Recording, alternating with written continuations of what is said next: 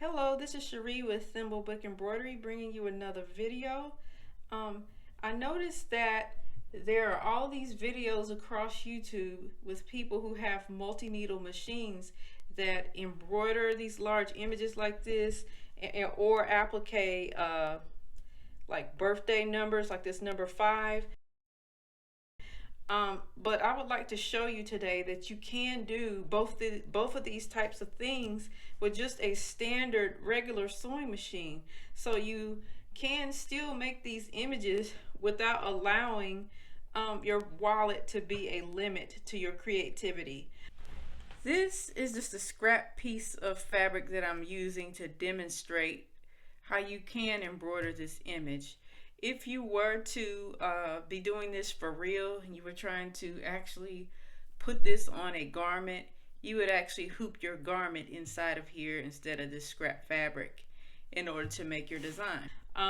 So basically what I've done is I printed this image out on my regular inkjet printer, and then I glued it to the fabric using some regular glue stick.